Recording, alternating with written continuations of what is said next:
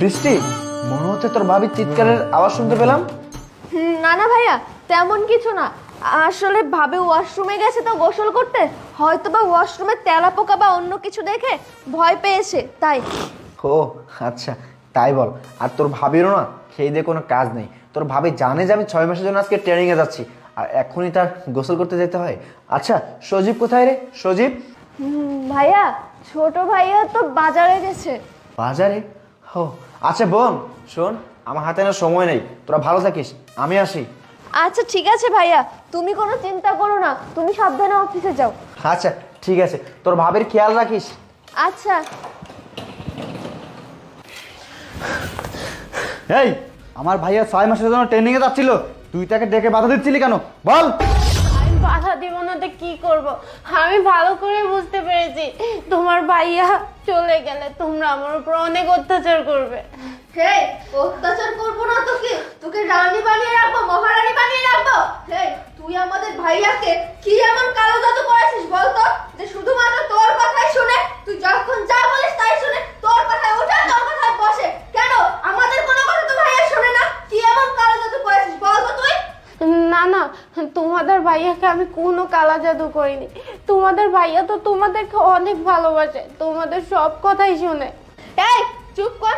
ভাইয়া যদি আমাদের ভালোই বাসতো, আমাদের কথা শুনতো, আমাদের ভালো চাইতো না, তাহলে বাবা যখন সমস্ত সম্পত্তি তোর নামে লিখে দিচ্ছিল, তখন ভাইয়া ঠিকই তাকে বাধা দিত। তখন ভাইয়া ঠিকই বলতো যে সমস্ত সম্পত্তি তোর নামে না করে আমাদের 3 ভাই বোনের নামে লিখে দিতে। কিন্তু না, ভাইয়া তো সেই কাজটা করেনি। ভাইয়া আরো বড় উল্টে বাবাকে উস্কেছে সমস্ত সম্পত্তি তোদের নামে করে দেওয়ার জন্য, যাতে ভবিষ্যতে তোরা দুইজন সমস্ত সম্পত্তির মালিক হতে পারিস। কিন্তু কেন? না না, এটা তো আমি হতে দিব না। আর শোন, এটা যে ভাইয়ার একটা চালাকি, এটা আমরা না ভালোভাবেই বুঝে গেছি, ঠিক আছে? না না বোন, তোমাদের ভাইয়া কোনো চালাকি করেনি। তোমরা আরো তোমাদের ভাইয়াকে ভুল বুঝছো। তোমাদের ভাইয়া বলেছিল তোমাদের নামে সম্পত্তি লিখে দিতে, কিন্তু বাবা সেটা করেনি। বাবা বলেছে যে মায়ের পরে যদি কেউ থাকে তাহলে সেটা ভাবি। তো বাবা নিজ ইচ্ছা আমার নামে সম্পত্তি সব লিখে দিয়েছে, যেন আমি তোমাদেরকে সন্তানের মতো আগলে রাখি। তাছাড়া তোমরা তো জানো যে আমার পেটে তোমাদের বংশধর। আর তুমি কেন আমাকে এত টর্চার করছো? আমার অনেক কষ্ট হচ্ছে। প্লিজ আমার কথা না ভাবো, অন্তত আমার সন্তানের কথা ভেবে আমাকে তুমি ছেড়ে দাও। আমার সাথে আর এমন টর্চার করো না। কি কি বললি তুই? তোকে টর্চার করব না, না তোর সঙ্গে ভালো ব্যবহার করব? টর্চারের কি দেখেছিস? হ্যাঁ, এই এতদিন তো সিংহর মতো ঘুরে বেড়াতি, এখন কেন ভেজা বিড়াল হয়ে গেছিস? এখন কেন লেজ গুটিয়ে নিয়েছিস? হ্যাঁ, তুই ভাইয়া বাসায় থাকতে তোকে যে আমি এতবার করে বুঝিয়েছি, এত ভালোভাবে বলেছি যে ভাবি সম্পত্তিগুলো আমাদের নামে লিখে দিন, তখন তো তুই আমার কথা কানেই তুলিসনি। তখন তো একদম সিংহর মতো ঘুরে বেড়াতি, এখন কেন লেজ গুটিয়ে নিয়েছিস? হ্যাঁ, এখন কেন কান্নাকাটি করছিস? শোন, তোর এইসব ফালতু ইমোশনের না আমাদের কাছে কোনো দাম নেই, ঠিক আছে? আর শোন, তোকে ভালোই ভালোই বলছি, ভাইয়া বাসায় আসলে ভাইয়াকে সুন্দর করে বুঝিয়ে বলবি ভাইয়া যেন তোর নাম থেকে সমস্ত সম্পত্তি আমাদের নামে ট্রান্সফার করে দেয়, ঠিক আছে? আর অত্যাচার নির্যাতনের কি দেখেছিস? ভাইয়া চলে গেছে না, এবার ভাইয়া না আসা পর্যন্ত দেখ তোর সঙ্গে আমরা কি কি করি। তুই কল্পনাও করতে পারছিস না যে তোর সঙ্গে আমরা কি কি করতে যাচ্ছি, ঠিক আছে? আর শোন, ভাইয়া না আসা পর্যন্ত এই বাসার সমস্ত কাজ তুই একা হাতে করবি, মনে থাকে যেন কথা। দেখো বোন, তোমরা আমার সাথে কেন এত খারাপ ব্যবহার করছো, কেন এত টর্চার করছো? তুমি তো জানো আমার পেটে তোমাদের বংশধর। আর তুমি কি বললে বাসায় সব কাজ করতে আমাকে? এমনিতেই জানো আমি অনেক অসুস্থ। এই অবস্থায় যদি এত কাজ করি তাহলে তো আমার বাচ্চার ক্ষতি হবে। প্লিজ তোমরা আমাকে এবারের মতো ছেড়ে দাও। তোমরা যা বলবে আমি তাই করব, তাও আমার সন্তানের দিকে তাকে। তোমরা আমাকে আর এমন টর্চার করো না।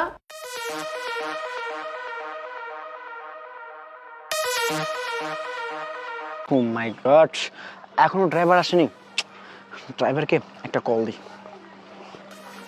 আরে বাবা, ড্রাইভারকে কল দিব কি করে? আমি তোমার ফোনটাই নিয়ে আসিনি। আমি ওই যে মাঝে মাঝে কি কাজকর্মগুলো করি না, মাথা পুরোটাই গেছে। যাই, এখানে দাঁড়িয়ে না থেকে ফোনটা নিয়ে আসি।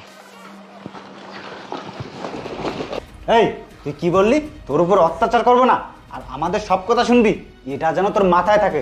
যদি ভুলে যাস তাহলে কিন্তু আমিও ভুলে যেতে বাধ্য হব যে তুই আমার ভাবি হোস। আমার হাত উঠে যাবে তোর উপর, আর আমার পা। ভাইয়া তুমি? হ্যাঁ আমি। এই আমাকে দেখে অবাক হয়ে যাচ্ছিস?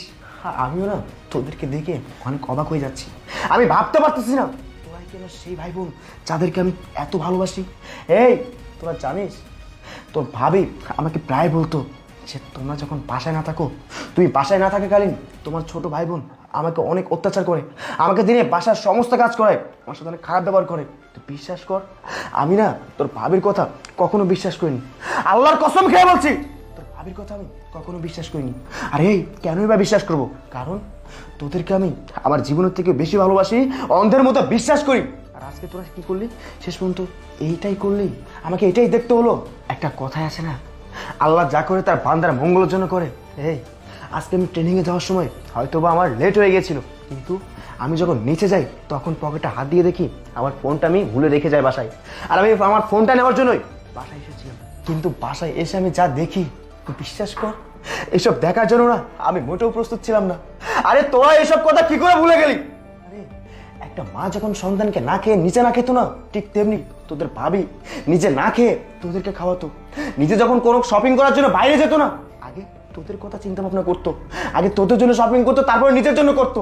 এই আমাদের বিয়ে 10-10টা বছর হয়ে গেছে, আমরা এখন পর্যন্ত কোনো সন্তান নিইনি। কেন নিইনি? শুধুমাত্র তোদের কথা চিন্তা করে, কারণ তোরা অনেক ছোট ছিলি। ছোটবেলায় মাকে হারিয়ে ফেলেছি, যখন তোদের একটু বুদ্ধি হলো তখন বাবাকে হারিয়ে ফেলেছি। মা মারা যাওয়ার আগে কথা দিয়ে গিয়েছিল, বাবা তোদের ছোট ভাই বোনকে কখনো কষ্ট দিস না।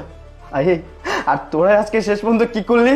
তোদের ভাবির সাথে এরকম দিনের পর দিন টর্চার করলি, নির্যাতন করলি, বাসার সমস্ত কাজ করলি।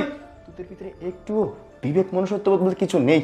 তোরা ভালো করে জানিস তোর ভাবি এখন অন্তঃসত্ত্বা, তোর ভাবির পেটে আমাদের বংশধর। তোরা এই সময় তোর ভাবিকে ছাড়লি না, কি জন্য করলি এসব তোর ভাবির সাথে? শুধুমাত্র সম্পত্তির লোভে। আরে সম্পত্তির লোভে, তাই না? আমাকে তো একটাবার বলতে পারতি সম্পত্তির লোভে তোরা এরকম করতেছিস। আমি আস্তে আস্তে তোদের নামে সকল সম্পত্তি লিখে দিতাম। আমি না বাইরে দাঁড়িয়ে আরেকটা কথা শুনলাম যে বাবা আমার স্ত্রীর নামে মানে তোর ভাবির নামে কেন সয় সম্পত্তিগুলো লিখে দিয়েছিল। এই কেন লিখে দিয়েছিল জানিস? কারণ তোরা তখন অনেক ছোট ছিলি। আরে তোদের এখনো বয়স হয়নি, তোরা কিসের সয় সম্পত্তি খুঁজতেছিস? আমি না ভাবতে পারতেছি না, আমি যাদেরকে দিনের পর দিন এতটা ভালোবেসে গেছি, যাদের জন্য এতটা কষ্ট করেছি, তারা শেষ পর্যন্ত আমার স্ত্রীর সাথে এরকম বিহেভিয়ার করলো, আমাকে ভুল বুঝলো। এই জীবন রাখার থেকে না রাখাটা অনেক ভালো আছে। রূপা তুমি আমাকে ক্ষমা করে দিয়ে। রূপা আমি তোমার কথা কখনো বিশ্বাস করিনি, আর কেনই বা বিশ্বাস করবো বলো? কারণ শুধু আমি না, তুমিও তো আমার এই ছোট ভাই বোনকে নিজের জীবনের থেকে বেশি ভালোবাসতে। তাহলে এত ভালোবাসার বিশ্বস্ত মানুষগুলোকে কিভাবে তুমি অবিশ্বাস করবে বলো? শোন তোদেরকে একটা কথা বলি, এখনো সময় আছে, ভালো হয়ে যা। আর তোদের সয় সম্পত্তি না চিন্তা করিস না, তোদের যখন বয়স হবে সময় মতো তোদের সয় সম্পত্তি তোদের নামে লিখে দিব। আর আমরা এই বাড়িতে থাকবো না, আমরা চিন্তা করেছি আমরা এখান থেকে চলে যাব। তোরা ভালো থাকিস। ভাইয়া দাঁড়াও, ভাইয়া দেখো আমরা বুঝতে পেরেছি যে আমরা যেটা করেছি আমরা অনেক বড় একটা ভুল করেছি, আমাদেরকে প্লিজ ক্ষমা করে দাও, আমাদের কোনো সহায় সম্পত্তি কিচ্ছু লাগবে না। ভাবি হ্যাঁ ভাইয়া, তুমি please আমাদেরকে ক্ষমা করে দাও। আরে আশিক, ওরা তো ছোট মানুষ, ওরা না বুঝে একটা অন্যায় করে ফেলেছে, ওদেরকে তুমি মাফ করে দাও। আর বিশেষ করে ওদেরকে ছাড়া আমিও থাকতে পারবো না। এই দেখেছিস এই মানুষটাকে, দেখেছিস যাকে তোরা এতক্ষণ টর্চার করলি, এতক্ষণ মারধর করলি, সেই মানুষটাই তোদেরকে ছাড়া থাকতে পারবে না। তাহলে সেই মানুষটা তোদেরকে কতটা ভালোবাসে তোরা দেখেছিস? আর তোরা বললি না ক্ষমা করে দিতে। আরে পাগল, তোরা তো আমার সন্তানের মতো, আর সন্তান যতই ভুল করুক বাবা মা তাকে হাসি মুখে ক্ষমা করে দেয়। ভাই বোন, আয় বোন, বৃষ্টি চল, রূপা চলো আমরা বাইরে যাই, আজকে আমরা সবাই দুপুরে বাইরে লাঞ্চ করবো। আচ্ছা চলো।